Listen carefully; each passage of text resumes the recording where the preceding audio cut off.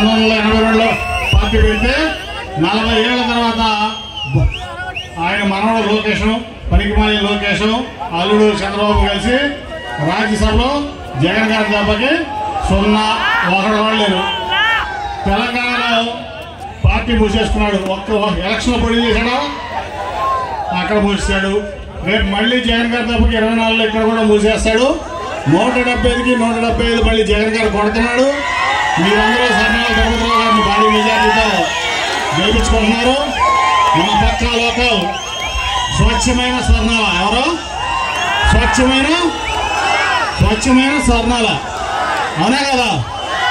భారీ మీద నాకైతే మీ అందరి మీద నమ్మకం ఉంది. కుప్పంలో మన చంద్రబాబు నాయుడు ఓడిపోతున్నాడు, అట్లాగే వాళ్ళ అబ్బాయి ఓడిపోతున్నాడు.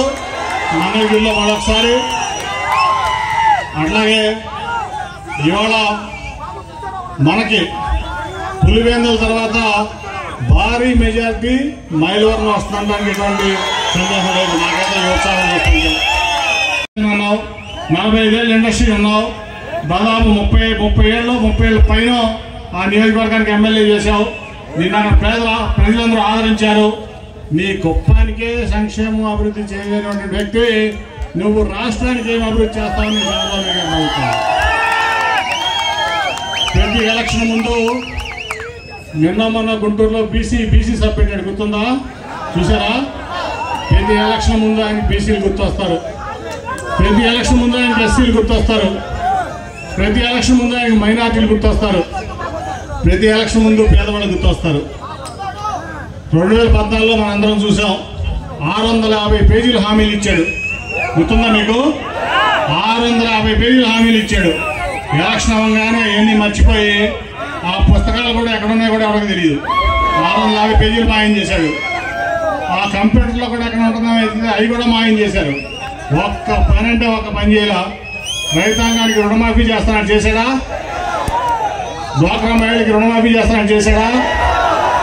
ఏమీ చేయలేదు. చంద్రబాబు నాయుడు పచ్చి మోసగాడు, వాడుకొని వదిలేసేటువంటి వ్యక్తి. అట్లాగే జగన్మోహన్ రెడ్డి గారు ఇచ్చిన మాట కోసం మీకు 100కి 100% హామీలన్నీ అమలు చేసి ఆయన చెప్పని కూడా చాలా చేశాడు. మీకు అంటే మీ మధ్యలో ఉండే వ్యక్తి, మీ తోటి వ్యక్తి ఇవాళ మైలవరం నియోజకవర్గ చరిత్ర తిరగరాయిపోతున్నాడు. ఏం చేయబోతున్నాడు? చరిత్ర తిరగరాయిపోతున్నాడు. 1952లో ఈ దేశానికి మొట్టమొదటి ఎలక్షన్ జరిగితే ఇవాళ వరకు ఇక్కడ ప్రతిసారి ఎమ్మెల్యే కమ్మ సామాజిక వర్గానికి చెందిన వ్యక్తులు ఉన్నారు. కానీ రేపు మీవాడు బీసీ తరగతికి చెందినటువంటి యాదవ కులస్తుడు పేదవాడు రేపు మైలవరం ఎమ్మెల్యే 2024 ఎలక్షన్లో ఈ మైలవరం రాజకీయ చరిత్రను తిరగరాసేదని జగన్ గారి సైనికుడు, మీ అందరి ఆప్తుడు మన సర్నాల తిరుపతిరావు గారు. అవునా కదా? పులివెందుల తర్వాత మైలవరంలో అత్యధిక మెజార్టీ రావాలి. అవునా? మైలవరం వైసీపీ తప్పంటే ఆల్రెడీ చూపించారు. వాళ్ళ ఎలక్షన్ లో బాక్సులు బద్దలు కొట్టి పులివెందుల తర్వాత హైయెస్ట్ మెజారిటీ మైలవరంలో వస్తున్నారా?